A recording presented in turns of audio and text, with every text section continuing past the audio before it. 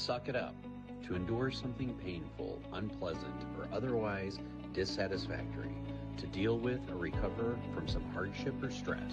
Suck it up, endure something painful.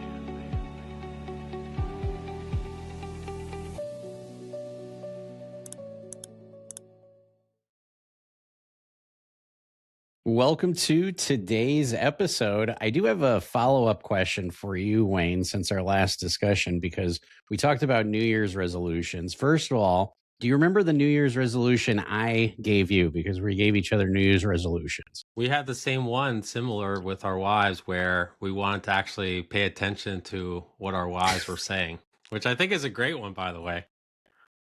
Well, my New Year's resolution, I'll go ahead and remind you, is anytime you're in a tournament, which again is only supposed to be 90% cash, 10% tournaments, is what you said, is that you're not supposed to look up anybody's Hendon mob at any point in time in a tournament, because I don't want it to impact you or anything of that nature. That's my New Year's resolution for you. And I know you said your other New Year's resolution was to go on more hikes. Did you do any hiking since the last time we chatted? I haven't, but I've made plans.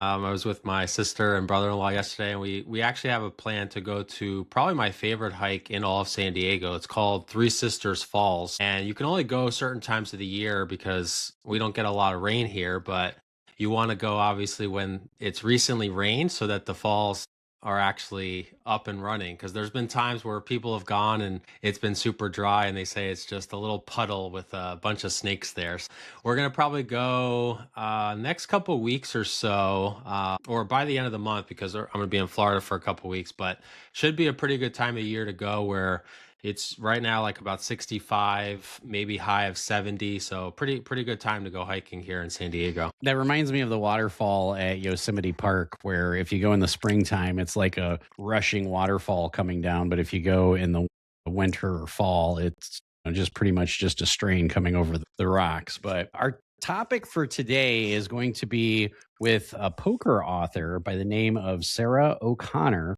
And she's written a couple of different poker books. One is to introduce people on how to play poker and how to be comfortable in a casino. And then she also wrote another poker book about poker dealers and their stories.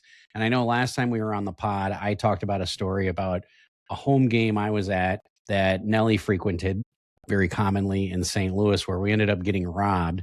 And I believe she used that for her book. I'm not sure. I'll be honest. I didn't buy her book yet, but it is something we are going to plug and we're going to talk about. So we can bring her on right away.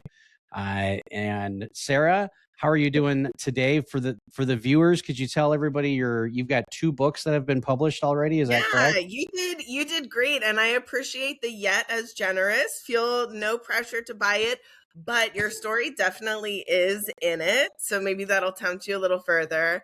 The first one is called A New Queen's Guide to Poker, and I'm the new queen because the book for me is a beginner's guide by a beginner to bring people to feel comfortable about poker. So if you're expecting GTO, if you're expecting math, if you've played for 5 years already, this is not the book for you. It's the book for your partner that you gift to loop them into the game. And then the second book, I think, is very cheekily named Shuffle Up and Deal With It, Tales from Dealers Worldwide.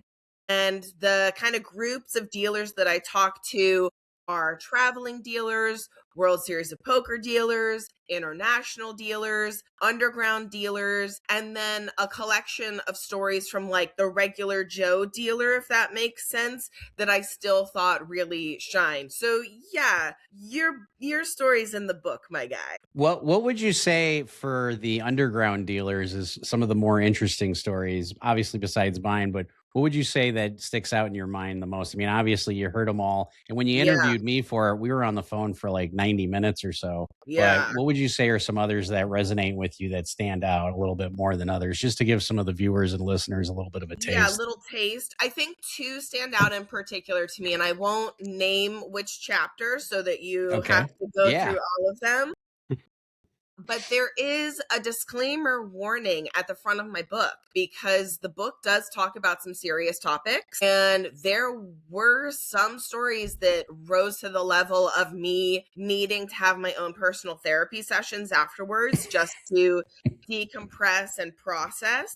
So one of the stories that stood out to me was an underground dealer who had frankly considered committing suicide because things had been just so tough for him. And then conversely, as kind of, not to be morbid, another instance involving death, the story concludes with one of my favorite dealers from Pittsburgh. One of her coworkers passed away, I believe, from an aneurysm, but I feel awful that I can't remember, but I do remember her name was Sara, like me, and she was a light in that casino room. So it was my way to kind of end on a loving, bittersweet homage to some of the best people delivering the game. Gotcha. And how long have you been playing poker? I've been playing poker like seriously, and I put seriously in quotes because I'm a recreational player first. I do it for the love of the game, but I've been playing seriously for about 3 years now. What really got me into the game was, first of all, a $10 tournament with a $5 bounty with like a group of 20 guys. I was the only chick there. And we'd play every Friday night for about a year. Then COVID happened, and I played with a group of friends just for pride, tournament style, to kind of have some of that socialization. So I come to poker from a very, I don't know, pure standpoint, if that makes sense. Like, the fun matters to me so much more than the money, though the money is sweet icing to the cake of what I think, anyway, should be a social experience.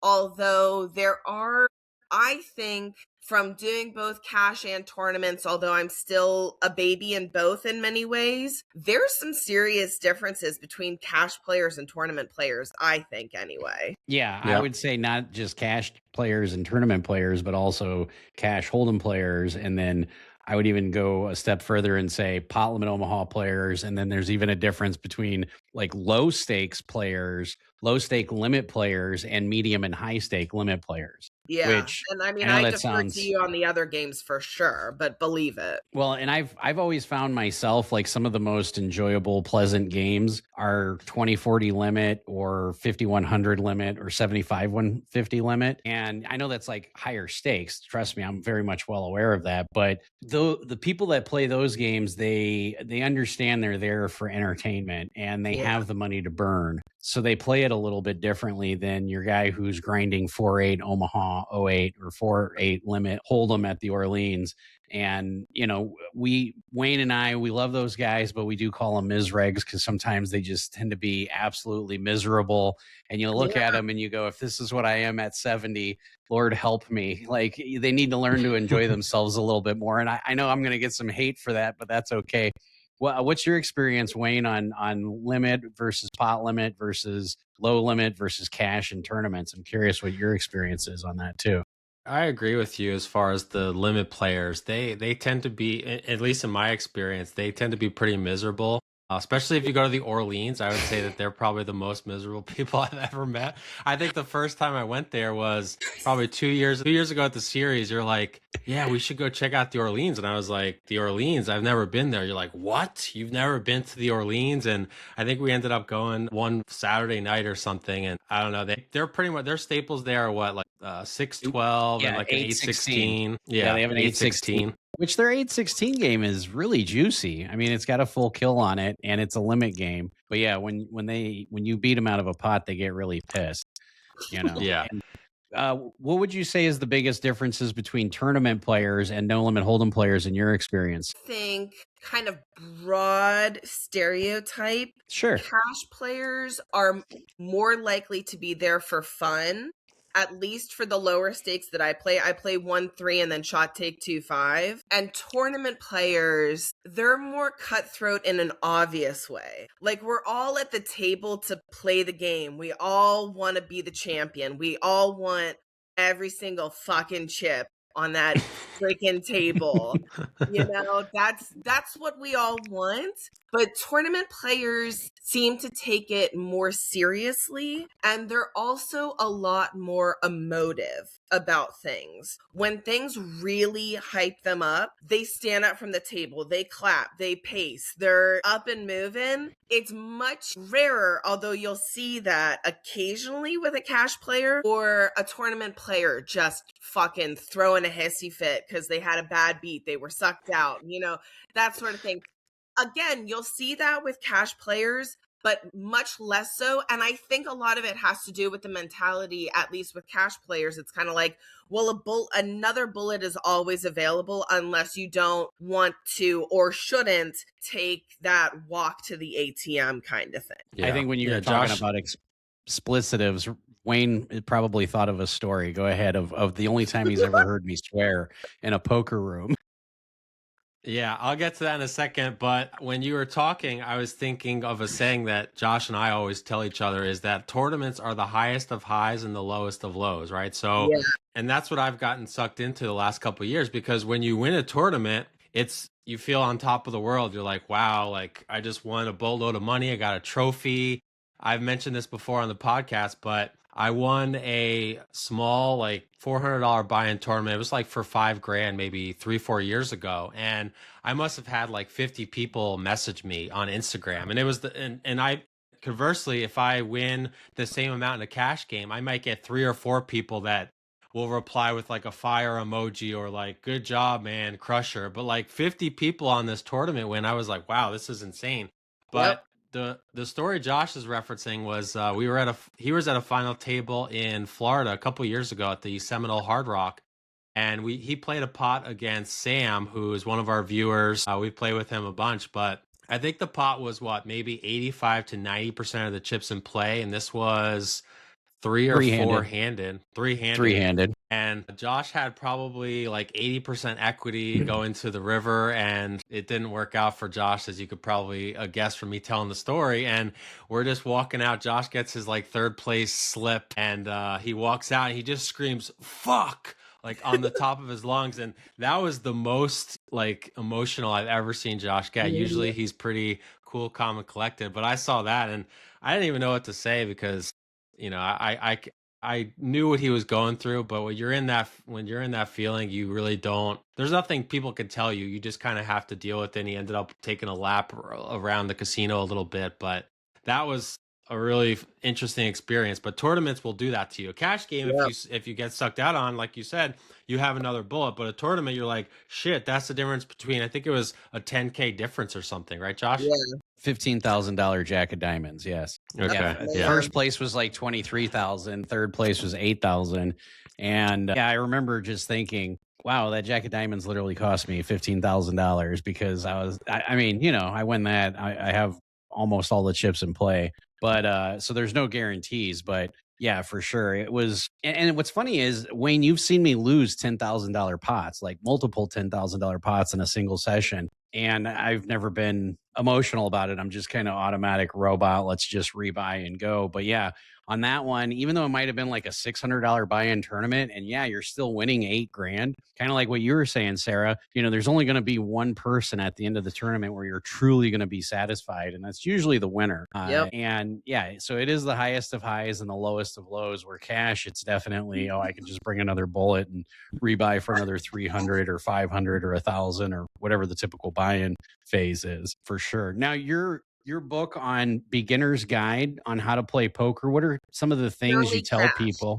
Purely cash. What was that? It's just on cash, not on tournament. Sorry to cut you off, just in case. No, you're good. So what are the things that you highlight as far as a new player? Because you said it's for somebody like, for example, my wife, she's played poker a few times, but that's definitely not her jam, even though I could tell her what's comfortable with it. But you're saying if you're a poker player, or if you have a girlfriend or a spouse or a boyfriend who may be interested in, let's hang out and play poker, this might be an ideal book for them to get for their one to join them. What are some of the highlights that you point out to people to look for in cash games, so that way they feel comfortable playing, right? Yeah, I talk about a few things.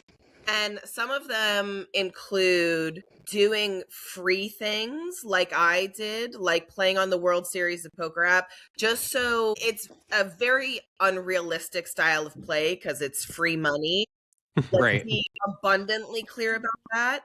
But for a beginner, sometimes we forget once we've been in the game, they don't even know things about like the flow of the button, what three bets even look like, what a four bet looks like, what things like that even feel like when it doesn't matter. And so I encourage people to make sure that they've done some sort of home game or have done some sort of homework before stepping into a casino. And then it's things like how to navigate the room, put in your name, get a player's card, choose a seat at the table, what to look for when you're sitting at a table, how to behave when you're at the table.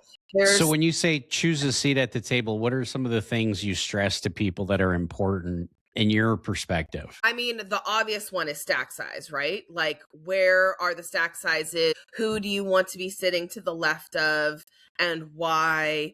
One of my favorite things about my book that I don't think other books have done is I talk about like the 21-ish types of players that you'll see, like the vampire, the person who never ever goes home, the flirt who's just trying to pick someone up, the guy who thinks GTO is the most important thing in the entire world, but will show their hand every single time because it's a point of pride for them. So it's kind of like, yeah, you know what it feels like playing with your buddies at home, but there are stereotypical people that you get used to seeing time and time again. And I don't know, I don't want to make it a gender thing, but especially as a woman, it's nice to know this is just that guy being that type of guy. It's not about me, it's about this frankly stereotype guy kind of thing. Well, and I think you hit it on the head there. And for all of our viewers and listeners, some of that you just said, and I coach people, I charge a good amount of money, 150 an hour to coach poker. Those are actually some of the things I talk about. Like when I talk Yeah. about picking out a stack size, picking out a table, things of that nature. I mean, those are things that I do talk to players about. And what's funny is even when I'm coaching some of my students, because I get students from all various levels. Some of my students, when I start telling them, oh, the hijack or the cutoff, they're like, what's the hijack? What's the cutoff? Yeah. And then I have to like go back and I'm like, okay, I'm going back to at least poker lingo, I guess is what I would say. It's not necessarily like poker basics, but it's more of just the language of poker.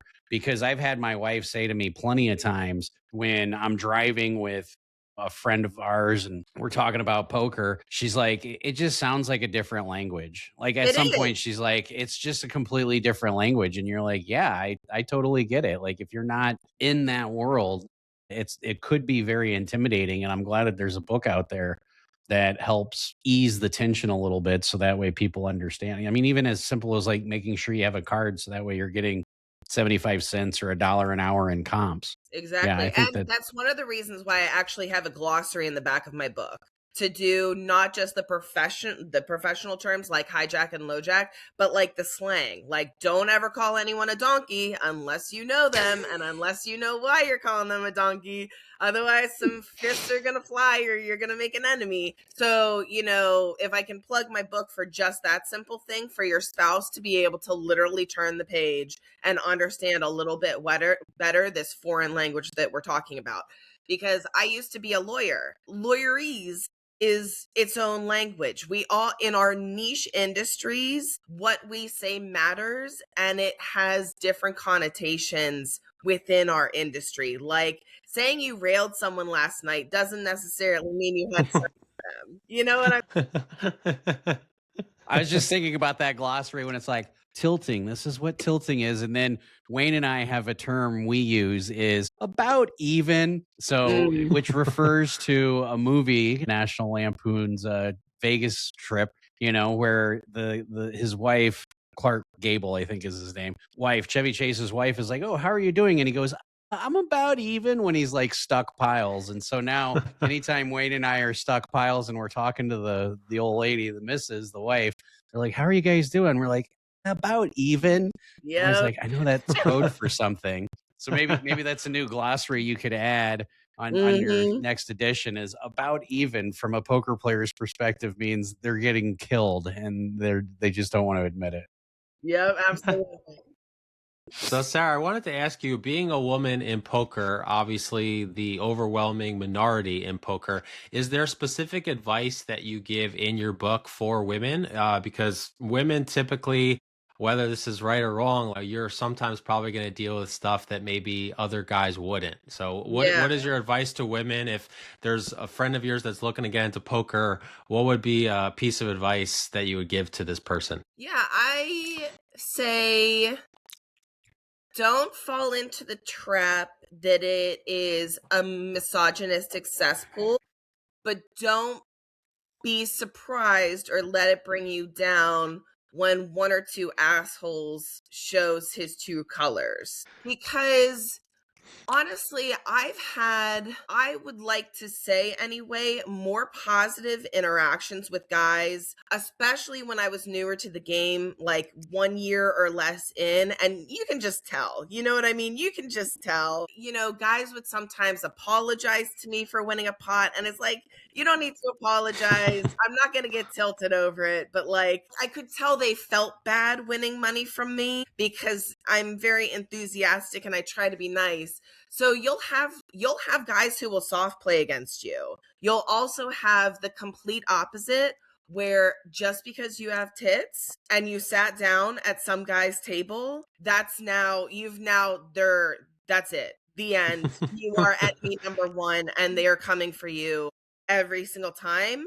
And in that case, accept them for who they are and exploit the shit out of that. You just wait for your right moments then, and you fold when you think it's necessary. I think a lot of people, especially new players, think it's not about folding, it's about showing mental muscle. And folding is most of the game. You have to be clever when you're playing your cards. And I'm not saying to give up every hand. Fuck no. Bluffing's the best, especially when you have nothing. But like I tried not to be too much as a woman, this is what you should expect, because I think certain guys have, like, if they fall into a certain stereotype, like a young guy with headphones, everyone thinks that guy is there to just fucking grind. And sometimes they're the sweetest people in the world just trying to zone out for an hour or two after work. You know what I mean? So I get it more as personal stories that I've experienced as a woman and some approaches I have taken as a woman. But I think anyone who says, as a woman, you should always expect X, Y, or Z just misses the mark. It's an overgeneralization that just doesn't apply. I've got a few female students, and when people are soft playing them, I tell them all the time, take advantage of that. Like, Absolutely. that's something I tell people, like, I'm not going to get soft played against ever. Like, I will felt my best friend. Wayne knows that. Actually, going to tell a little bit of a story here because I'll just dive into it. Wayne and I don't know if I've ever talked about this on any of our blogs, but there was a time when double board bomb pots were the new hot thing in Vegas. This was 2, maybe 3 years ago. We were in Vegas. It was in December. Wayne and I kind of looked at each other and we said, this is going to be the new hot game. We need to figure out how to play this game. So literally that whole week, all we played was double board bomb pots. Smart. And by the end of the week, we were probably more experienced in double board bomb pots than I think anybody else in Vegas. Because I remember Mandalay Bay had a $5 double board bomb pot on Sunday. And then we went to Resorts World had one. I think it was like Wednesday. And then the Wynn had one. And then Resorts had one on Friday. But we're sitting at Resorts World. And I'll never forget this. This was on a $10 double board bomb pot. And I'm up like, I don't know, $2,000. Wayne is, I think he was about even. I can't remember, but he just cashes out. And he's sitting there and I'm like, all right, give me one more orbit. We'll go. These two guys come in from the craps table, literally drunker than shit, or at least they were putting on a show. Yeah. Drop a couple banana chips, a couple $1,000 chips. What are we playing? And then they're like, I could tell after a little bit. At first I thought, oh, these guys are drunk. They're just going to punt. They just want to gamble because that's what they were talking about. But after about an orbit, I found out that may not necessarily be the case. Like, these guys actually might know what they're doing. But when they did sit down, Wayne had literally just cashed out. And I looked at Wayne and I said, these guys, you might want to buy back in. I'm like, Yeah, because not every day people are walking in with $1,000 chips and just dropping them in a $10 ante game. And Wayne's like, okay, I'll buy back in. So he buys in for like $600. And I kid you not, less than an orbit later, I've got nut. He's got second nut on both boards. We get it all in for like $600. I felt him. And I remember after that, good friends like, do good things. literally, well, the funny part was, or not funny, but the odd part was the two drunk guys literally got up and left like within one or two hands after that. And Wayne just looks at me. He's like, well, I'm not buying back in. And I'm like, yeah, I don't blame you. And I went out and cashed out. And I remember Wayne always telling me, he's like, I was so pissed at you at the time because I'd only known you for like 6 or 7 months. And I was like, what kind of fucking guy is doing this to me? But, you know, I tell people all the time, you can be my best friend. You can be my mom. You can be whoever. I'm going to bust you. You know, if you're at the table, your job at the table is to take everybody else's chips. And poker is a game about mistakes. And if people are going to soft play you, take advantage of that. Just because you're a woman, take advantage of that. I tell that to my students all the time. And there's nothing wrong with that at all. Wayne, I'm sure you remember that story, don't you? Yeah, I do, because we were at Resorts World, and then we had a hotel. Our hotel room was at somewhere across the street, either Venetian or the Wynn. So, you know, we had a pretty decent walk, probably a good like 10-15 minute walk back to our hotel. And I remember, I don't think we said a single word to each other because I was just so pissed. It wasn't even the money. It was just, I think I ended up being up like $100 before I rebought back in, and it was a tough game and the game wasn't good. So I was happy with my $100 and bought back in. And yeah, it was just a hand that kind of played itself. But yeah, that was a pretty funny time. But that definitely proves that Josh doesn't give a shit if his mother's grandmother's sitting across from him. If he's got the hand, he's gonna stack you. He's not gonna soft play anybody. Well, and I think it boils down to a matter of ethics. And I will tell you, the most awkward I've ever felt in my life was actually this past year at the World Series. Here, my best friend Wayne. We're in day 2. Was it mixed triple draw? Yeah, it was mixed triple draw. We're in day 2. There's 91 people left. It pays, was it 77 spots or 75? It pays like 75 to 80 spots. And like Wayne literally has like 8 big blinds, and we're on Badoogie, and he opens and he's directly to my right. And when I moved over to his table, I said, what the fuck are the odds? I'm like, you've got me sitting directly to your left. We know each other so well. I just, you know, and yeah, I ended up crushing his stack, and I felt so awkward about it. You mean soul? Yeah. Well, stack and soul. Yeah, well, and the worst part about it was a $2,500 buy-in tournament. Min cash was like $5,000. Wayne was down like 15, 20 grand at the time. So, I mean, $5,000 was a lot. And I've talked to a lot of poker pros, and it's funny because if they're poker pros from Europe, they're all like soft play against each other. Like once you re-raise, you should just check it down. And then when I talk to a bunch of Americans, they're like, no, felt your fucking best friend. It doesn't matter. Yes. So it seems like a little bit of a regional thing, but I remember I've talked about it. And I even remember that night calling my wife, and I was like, God, I just feel so weird. I'm like, I know I did the right thing, but it doesn't make me feel any better that I did the right thing. I said, I feel like an asshole. But I think at the end of the day, Wayne and I concluded we're going to be in enough tournaments together that you're probably going to felt me in a big tournament, and now you're going to know how I feel. So I don't know. I still think about that as little as I can, as little often as I can, because it was as many years as I've played poker, I've never felt more awkward because I knew how, because we share a house for the whole month, so I know how much he's struggling. It was like June 21st. We're like in week 3.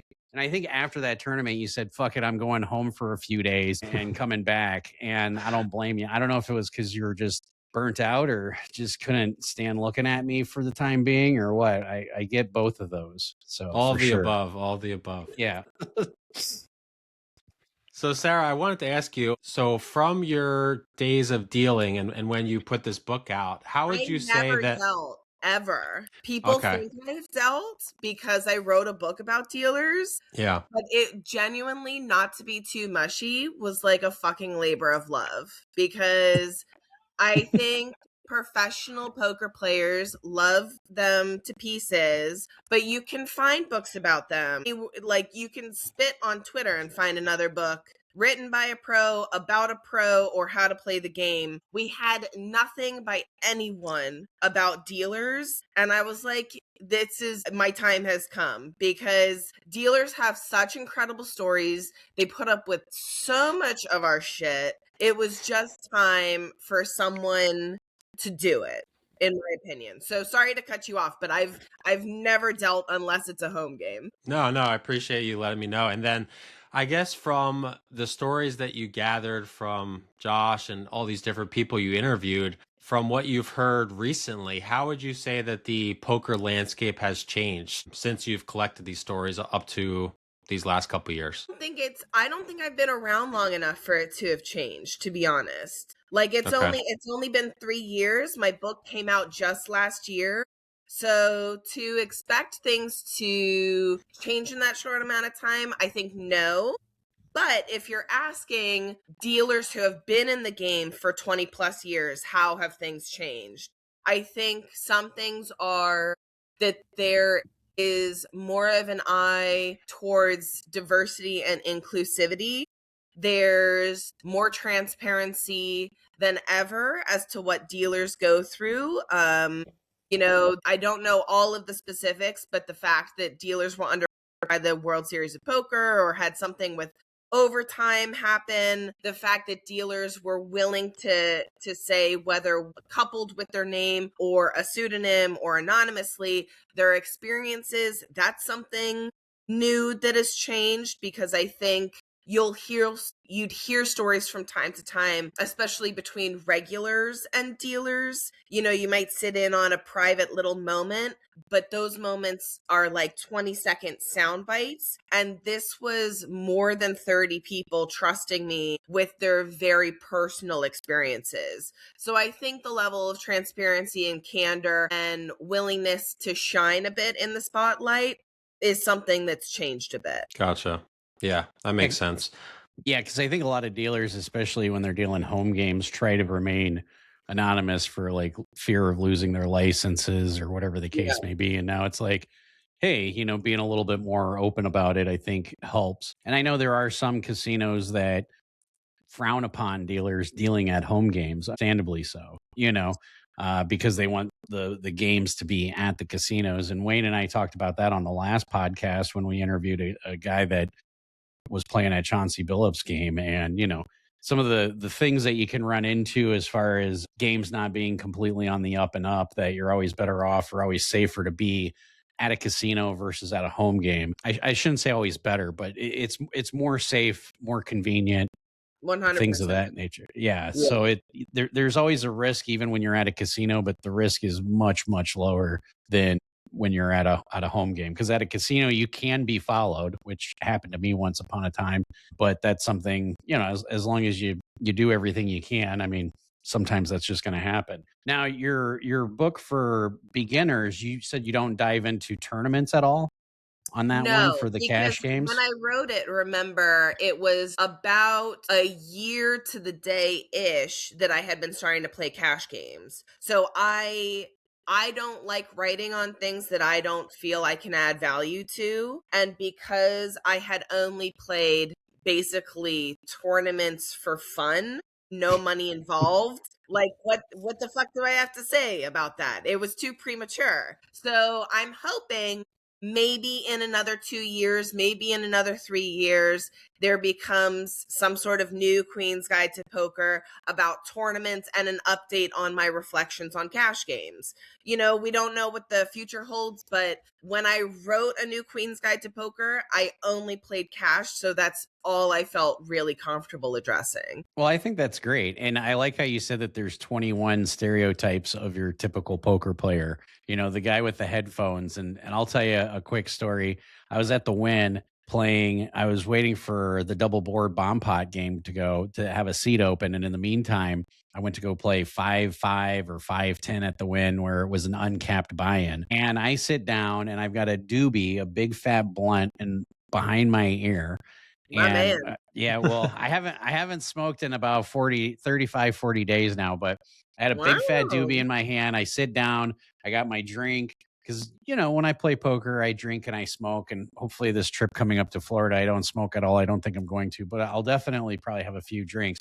So I sit down with my drink, and the guy to my right sits down, and I can tell he's a pro because I'm a pro as well, even though I'm coming off as like the drunk tourist. And he sits down and he buys in for $12,000. That was my first clue that he might be a pro in a 5-5 game. Like, come on, dude, what the fuck? You just want to cover everybody. I get it.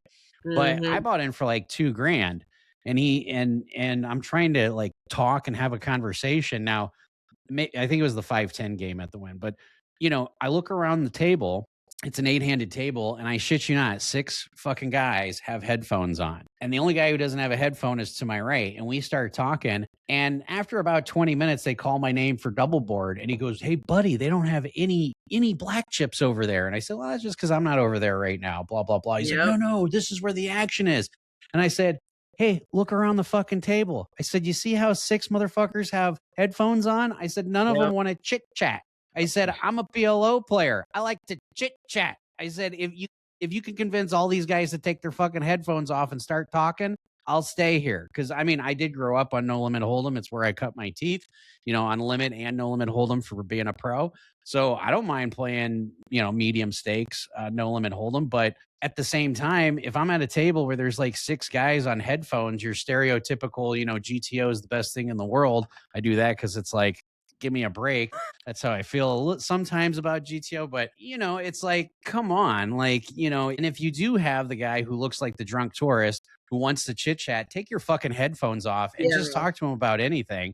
Because that's the guy that's going to, feed you. Now, obviously, the guy had no idea who I was, but he was right. The double board game at the time had like no significant stacks on it, but I still had a much better time. And I'd rather have a more pleasant time. Like for me, I have to enjoy myself as well as make money. Yes, the goal is to make money, but if I'm making $100 an hour and I'm fucking miserable because no one's talking, I would just rather go make $50 an hour and have a much better conversation with a lot of the people. And Wayne will tell you, there's probably a few people in the poker world that talk more than I do at a poker table. I know Daniel Negreanu is one of them, but there is not many people that I run into that chat more than I do. Am I being off kilter here, Wayne? No. And not only do you chat more than most people, your voice carries way more than other people. We've been in rooms before with like 20, 25 tables, and I'll be literally on the opposite side of Josh, and somehow his voice is like a heat-seeking missile. It kind of like goes through all of the other voices, and I could clearly hear Josh's. I'm like, somebody will come up to me and they'll say, "Oh, where's Josh?" And I'm like, "Oh, I'm not really sure." And then I'll like, wait a second. I'm like, "Oh yeah, he's over there, table 23, all the way in the corner." Like, because I could somehow hear his voice over everyone else's. So, but going along that point, I always tell people that you can't be a nit. Like, if you're going to be one of these people that doesn't really give much action, you can't be a nit and also an asshole at the same time. And also, to take it a step further, you should try to be at least talkative and have good conversation, right? Because I know for myself, if I'm not probably everyone's first pick to sit with, and I'm not trying to toot my own horn, but I usually buy in shorter. I usually will play shorter sessions. Like, I'm not going to really drink. Like, I don't smoke or anything in public. So I know that I'm probably not people's first choice. I'm going to at least try to have good conversation and make the game a little bit more enjoyable for the whales in the game. So if you're one of these people that's a super nit and you're just wearing headphones, you're not really adding any value. If people like Josh, who's maybe giving more action, get up and go to a table that has way less money on it, you kind of let them do that because you're not really putting anything out there that's going to make them want to stay. Yep, 100%. I think one of the greatest compliments I've ever gotten happened recently at MGM National Harbor. I was at table 1 playing, having a blast with people, talking, and a player who had been, I think, maybe hunting me came to sit at the table. He had been rude to someone else who was a total fish who lost to me. And that's just muy stupido. Like, you don't ever berate the fish, especially when they make the worst call of their life to a raise. What are you doing? So, first of all, this guy was rude to a fish. Second of all, he's hunting me. So I leave to go to another table, and table one is so upset. And one of the guys comes over and says, when he leaves, do you want to come back? And I said, absolutely. Let me know when he leaves, I'll come back. And they asked me to come back to table one, even though I was the biggest stack at the table and had won even more money when I was away from them. And to me, to ask the biggest stack at the table, who was winning the most money off of everyone at the table, to come back, that was just so flattering, because to me, that means I'm giving a good time, I'm giving action, I'm doing what's right, and I'm making people who may be losing to me okay with that situation. To me, that's like, I want to have fucking fun. It's not about the money, but the money again is nice. And the fact is, I don't know, it was just a nice experience to be asked back to a table where I was kicking ass. You know what I mean? Oh yeah. Well, and going back to the headphone things, one of the things I stress to my students all the time too is take your headphones off, because you never know what's being said at the table. Yes. I've had students in coaching sessions tell me, I speak XYZ language. I took my headphones off because after our session, you told me to do it. And they were talking about the hands in a different language. Now, first of all, that's extremely rare. People who speak in other languages rarely talk about stuff at what's going on. But in some instances, you have that. But also, for me personally, like the reason why I don't have headphones, going back to where if you think somebody's targeting you just because you're a woman, like if I know there's a hot button I can push that just pisses you off and tilts you, and Wayne knows this, not specifically towards him, but towards other players, if there's something that I can do that pisses people off, and I tell this to people right in their face, and you can ask Wayne this all the time, I say, you know what? I hope what I say pisses you off, tilts you, and you piss all your chips away. Just piss them towards me. Yes. And it's funny because people look at you like, and it's like, I'm being honest with you, like if what I'm saying pisses you off, try taking it out on me with your chips, and I'm just going to wear some isotoner gloves and hopefully catch them to the left and to the right, and that be done with it. You know, that's just, but then again, I'm doing it both for the love of the game and for money, because for me, yeah, I need to pay my bills and stuff. And if I got to say something to piss you off to make you punt and play off kilter, I'll do it. So I don't know. I don't know if this is a placebo effect and I'm just imagining things, but I also feel like I perform better when I'm happier and engaged anyways. Oh yeah, for sure. I don't know. That's just how it works for me. And sometimes I'll like listening to music, but I'll only ever have one ear covered so I can still be part of the whole conversation. Because you're right. People miss out on so many things. One other thing I found as a woman, and I'd love if you could do statistical odds on this, I find people like showing me their cards more than, like, if they've done a bluff, they'll say, like, do you want to see it? I always say yes. Give me that information. I want to know if you're actually capable of a bluff. I want to know if, like, you feel like it's important enough to show the bluff, because it's not. Like, everyone should be bluffing. You know, I want to suss out what kind of person you are. And I love when people bring me into their secrets. Like, I love that shit. Like, do you want to sweat a hand? Yes, the fuck I want to sweat your hands. I love sweating hands, but I do have a golden, I sweat a lot of hands in like limit if that's allowed. But I do have a golden rule with my students, which is you don't ever show your cards. No, and I tell them, exactly. I say, yeah, if you're like level 1 through 5 in poker, until you get to like level 5, you just don't ever show your cards. The only time you show your cards is when you know it's going to piss somebody off and they're going to be tilted and piss away their chips. And that's very, very rare. So yeah, that's definitely a big thing. Yeah, I love, like, in limit games, like we used to do that all the time, 20-40 limit, hold them, you know, sweat my cards, bring it in for me, you know, and I think Wayne and I do that a bunch when we're like, hey, you're standing behind me, bring it in for me. You're the greatest sweater of all time. You know, I love that. And I think that helps build the camaraderie in poker. But I do think poker is running into some challenges, especially coming up in 2026. And we'll move on to a little bit of the next topic. But I think poker's coming into challenges for two different reasons. I think the hospitality of poker has really fallen off. And what I mean by that is I was watching a short by none other than Johnny Chan, and he was talking about when he first started playing poker, started off with $200, ran it up to $30,000. And the poker room manager came up to him, and he was only 16 at the time, said, "Hey, if you want to book anything at a reservation at a restaurant or a hotel, let me know. Just give us some action in the pits." And Yep. gave him free hotel, gave him a free restaurant, dinner, the whole 9 yards. And the next thing you know, Johnny Chan was broke because he played all of his money in the pits. And I think that hospitality with poker has just completely fallen off, where it used to be casinos were just happy that you're there. And now Yep. they're like, poker players are taking up space and we could just fill this with slot machines and make X amount of dollars per square foot, when it's like, hey, fucktard, we actually do play in the pits. We do play slot machines. I can't tell you how many times Wayne and I, not just this summer, but every fucking time we're in Vegas, we're like, all right, let's throw $100 in this machine. And we'll each throw in 100. And if there's 3 or 4 guys, we ain't throwing in 100 total. We're throwing in 100 each. Yeah. And then we make an agreement. What are we running it up to? When are we running it down to? And I'll never even forget, we were with my brother who has true fuck you money. And we were in the high limit slots in the Venetian. And I'm not trying to dog the Venetian, but we got free rooms at the Venetian when we had our Venetian deal. And we hit some kind of hand pay. Wayne and I and Flounder were going batshit crazy. We were like, whoa, because we must have bet like it was either $20 or $50 a pull or whatever. And the thing starts going off. I can't even remember what we won. It might have been like $2,000 or $3,000,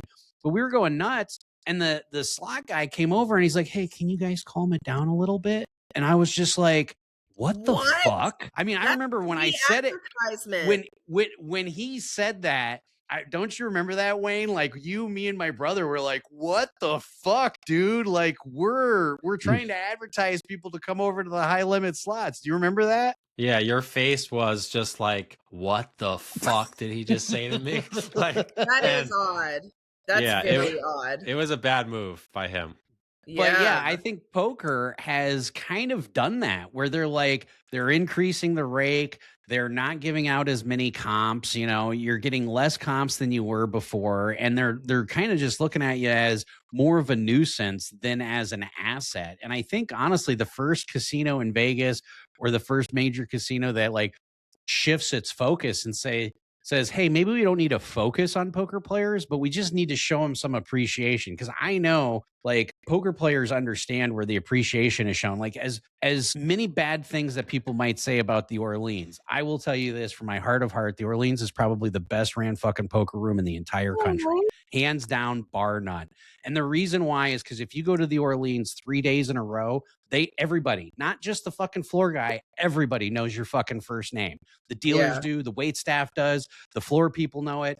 And it's like, yeah, I wish they had a glass dividing wall to get rid of the smoke. And, I wish you could play with black chips, because obviously they have some issues with people picking up black chips and walking away. So they would get some more PLO games there.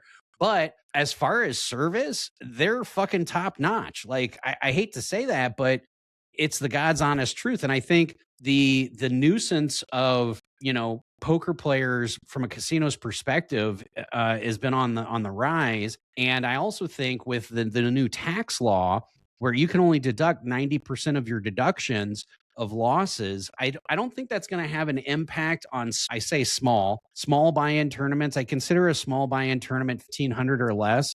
And what's small to me might be small to somebody else. But I say that because the amount of recreational players that I see in $300, $400,000, $1,500 buy-ins tends to be about the same percentage-wise, right? And I think when you get up to that 2,500, you just see the rec player fall off. So I think like all the $1,500, the $1,000 millionaire maker, the $600 PLOs, I think those are still going to maintain pretty much the same, because rec players are like, most poker players aren't profitable to begin with, but especially rec players aren't profitable nearly as much.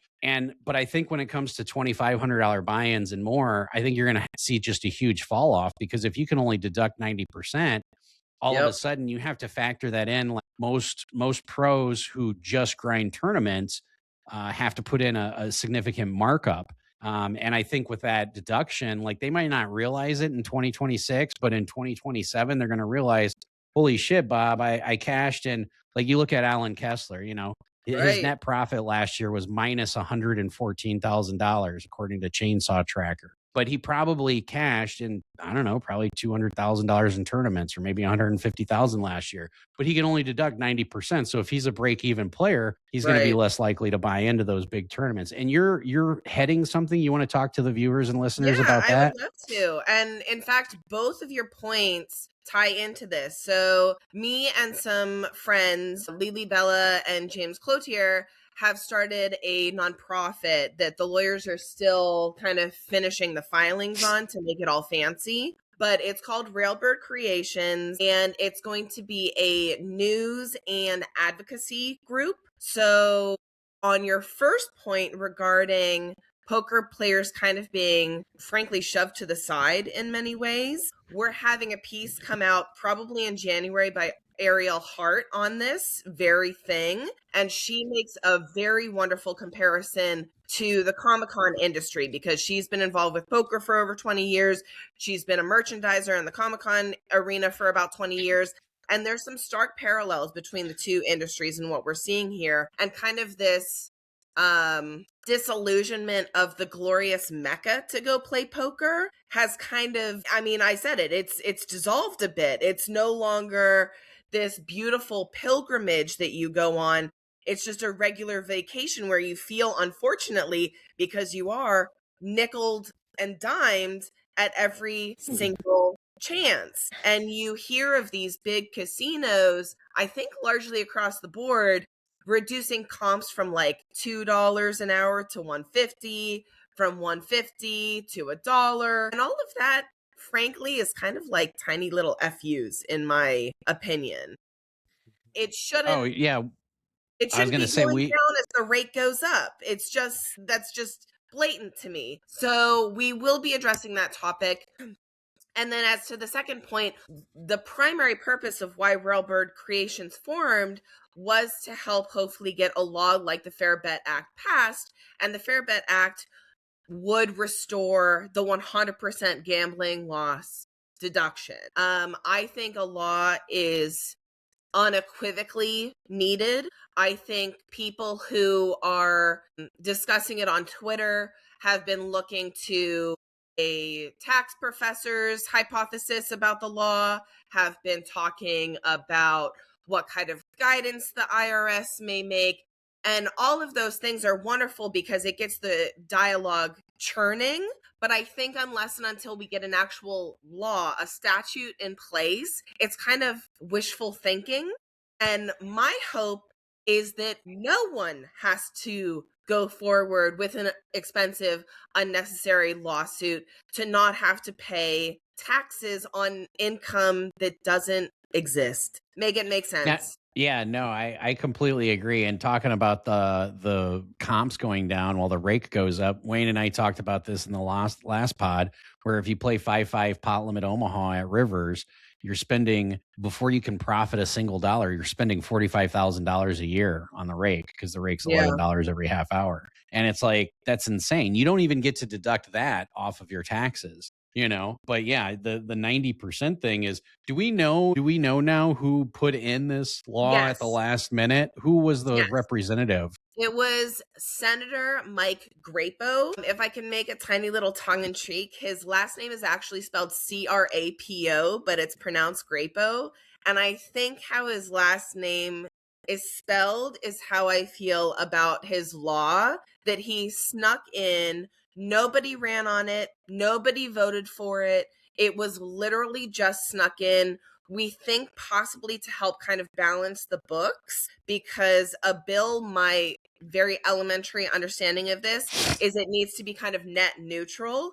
And so it was kind of an easy grab of saying, who really cares about the gamblers anyway? They'll be an easy money maker. And sports betting is blowing up because this isn't poker specific. And Railbird Creations isn't poker specific. I don't know if you guys or your listeners have ever heard of the Poker Players Alliance. I think they existed back in 2005 to 2018, but they ended up, I believe, going insolvent or running out of money. So Railbird Creations is hoping to step into the hole that naturally exists in their absence. Yeah, the Poker Players Alliance, I think, was headed by Greg Raymer, if I remember correctly. Is Senator Grappo, what state is he from? So that way I all of our believe listeners. Idaho. I Do they believe even have Idaho. gambling in Idaho? I mean, do they even I have don't. casinos in Idaho besides We potatoes and also a. think there's a little bit of a religious issue with why Ah, he was pushing for this. I'm pretty sure he's Mormon. He's had, not again to give a little dig, but he's apparently had 2 DUIs. So risking people's lives is okay, but gambling isn't. Make it again make sense. I'm just not sure. well, yeah, according to James Smith, I mean, he's doing the right thing. Yeah.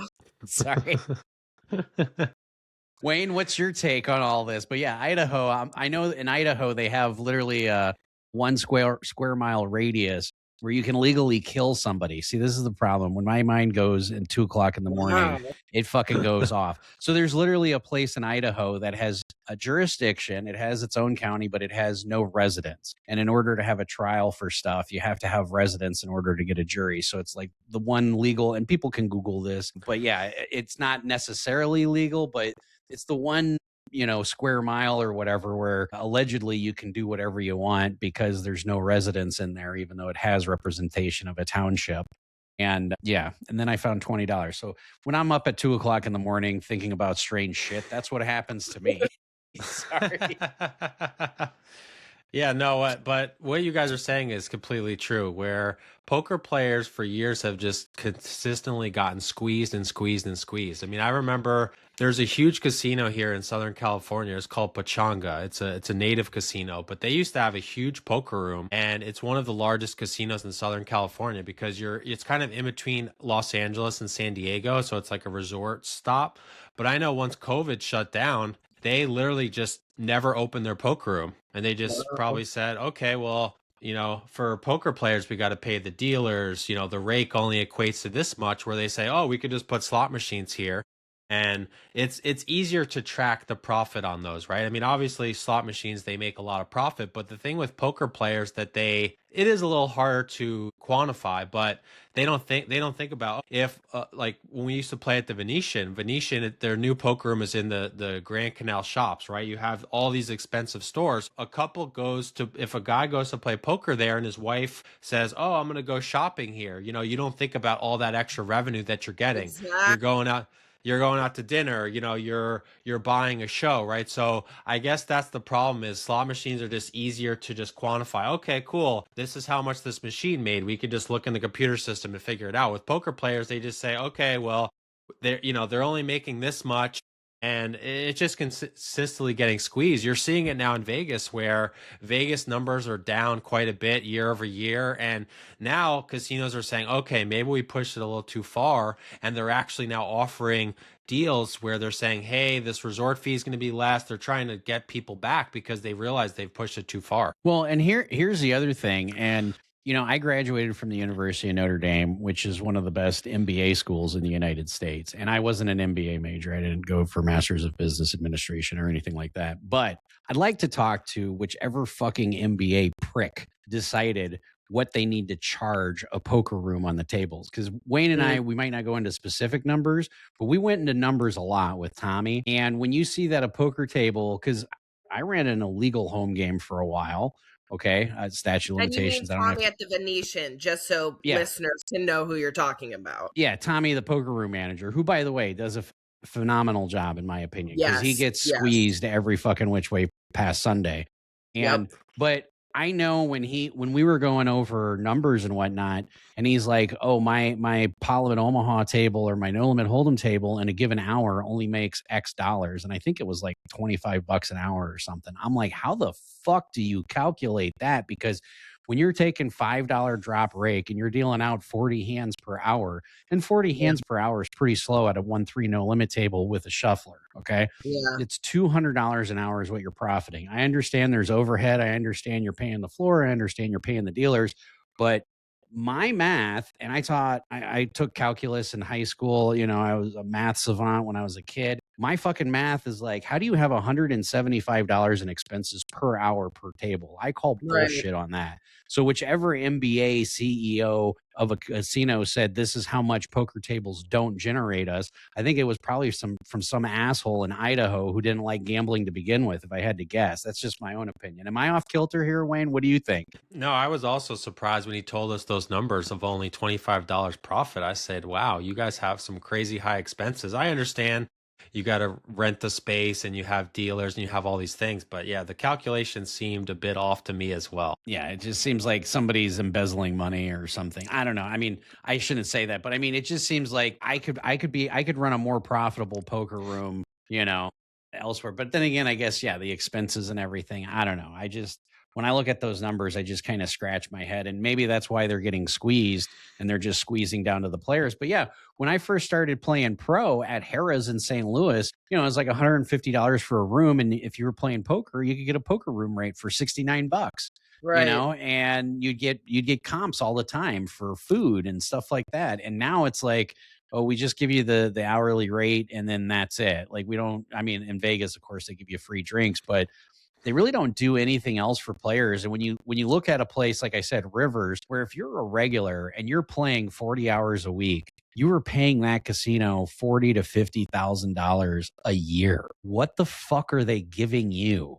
And if they're not giving you something, maybe you should start asking. Maybe that's what we need to do as part of the not the Poker Players Alliance, but maybe that's one thing we need to do with the what is it called? Railbird Creations. Yeah, Railbird Creations. I mean, not just for poker players. Like sports bettors get a shitload of comps, but poker players just kind of get shit on all the time. Yep. I don't know. So what's the website to go to for Railbird Creations? You said it's a nonprofit organization. Waiting.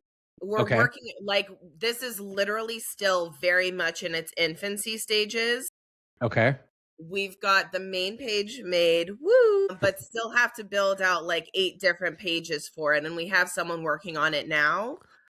So I'm hoping by February, the website will be out, and it should be something as, I think we got it on GoDaddy.com as railbirdcreations.com. I'm pretty sure that's as simple as it is. For now, you can follow us on Twitter at Railbird Works, because Railbird Creations was, I think, too long. So Railbird Works. That's way, yeah. And you guys, are you guys an official VC, a nonprofit, or are you still filing the paperwork for that? Okay. So there's a difference between a C3 and a C6.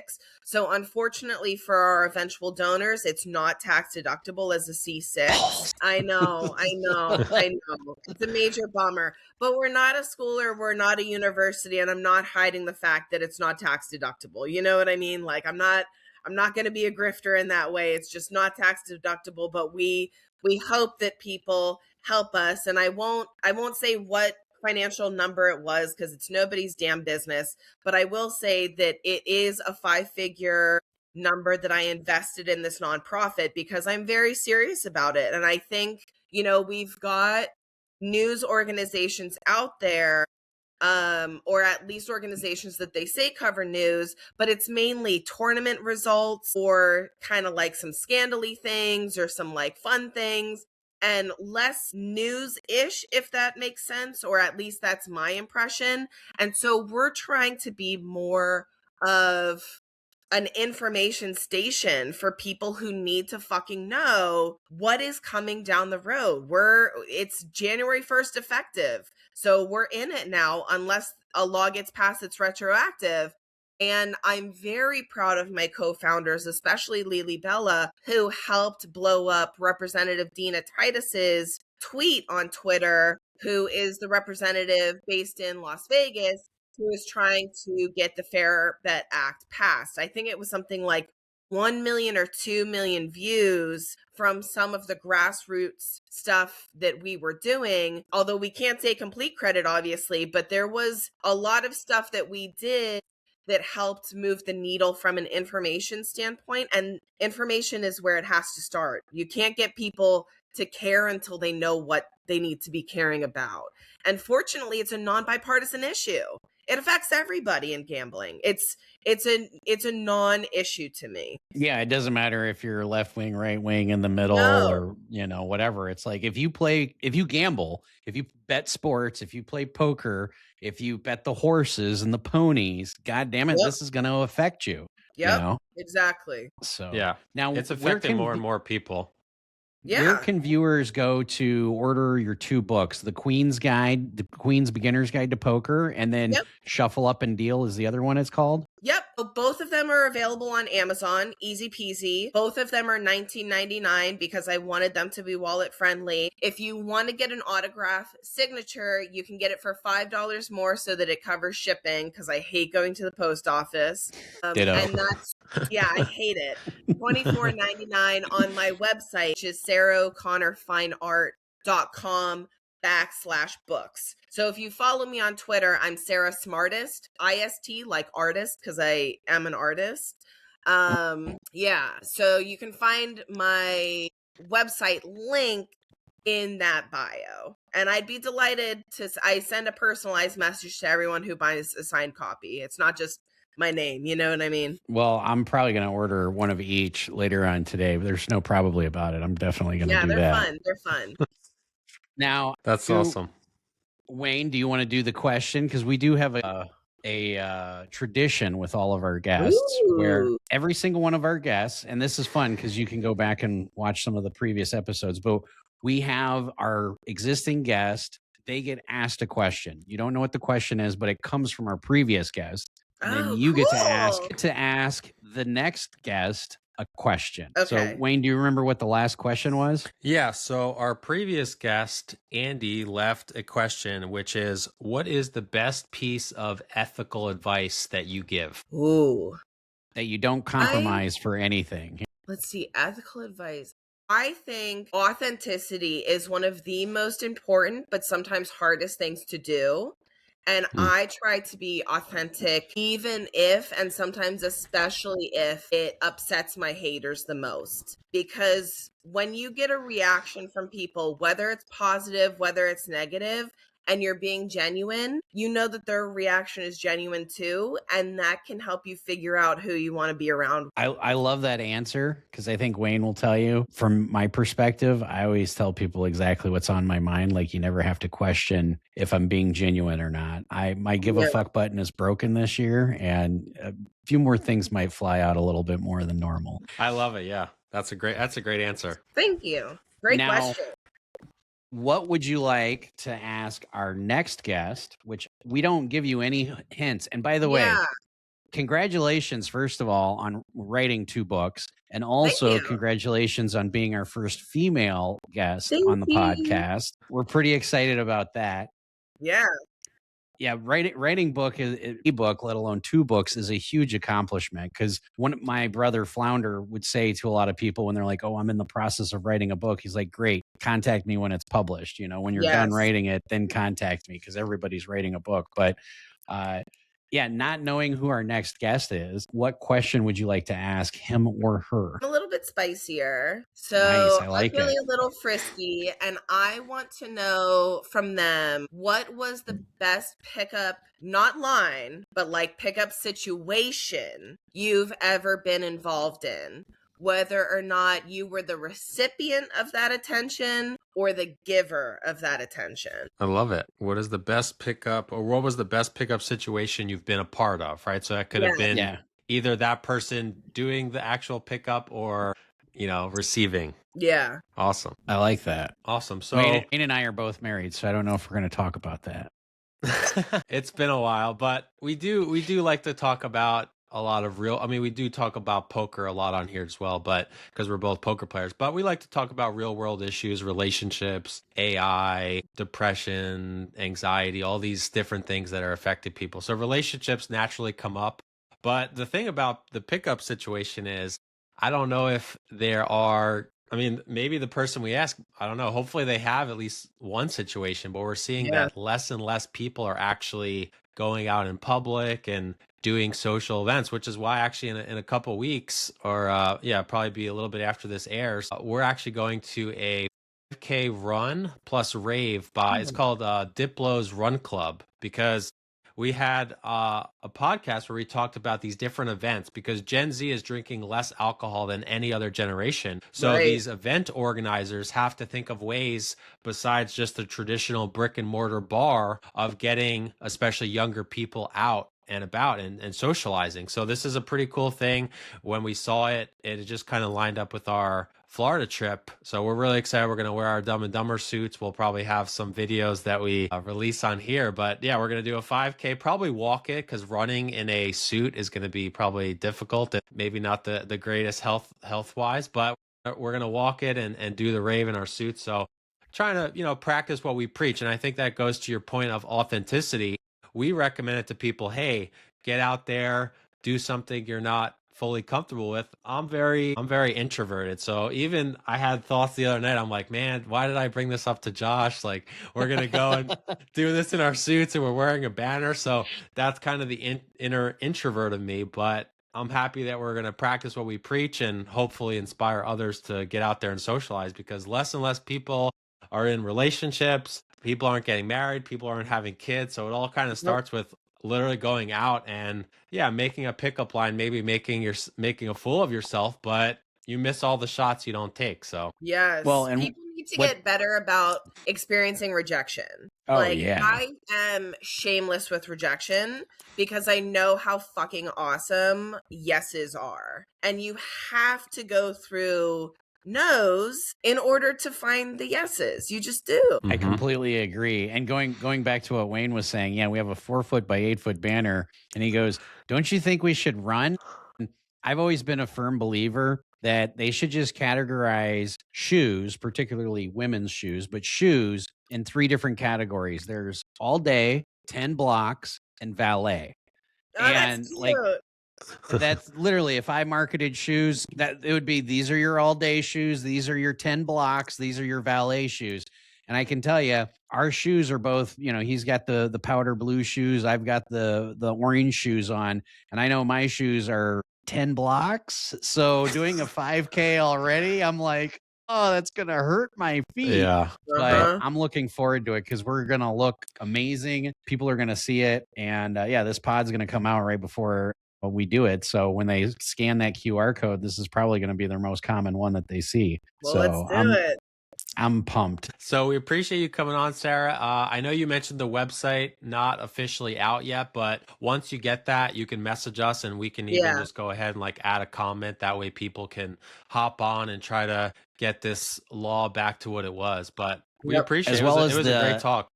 What was the X handle again? So that way we can put that up as well. Railbird Works. Railbird UORKS. Railbird on X. Awesome. So, and we'll bring you on in a couple of months again to have you back on, probably to talk about some of the other things not poker related. All we talked about was poker related, but I think in today's age, it's important for us to chat about the poker related stuff because in the gambling stuff, the law and everything, because I think it just affects the greatest amount of our market share, if you will. Most of our viewers and listeners. So it does. It affects everyone. And to kind of tease on what we'll maybe talk in another session, then I can't wait to talk about my bipolar experiences. I can't wait to talk about some relationship advice. I think you guys have really knocked this out of the park. I'm not just sucking up. I think you guys really have. I love talking about things that are personal and professional. So hopefully this isn't a one and done, guys. No, it's not a one and done. Trust me. We'll have you back in a couple of months. It might be like 6 weeks, 8 weeks, 12 weeks. We don't know yet, but we'll definitely do it again. Thank you so much. Thanks, Sarah. All right. Awesome, well, if you guys... Yeah, go ahead.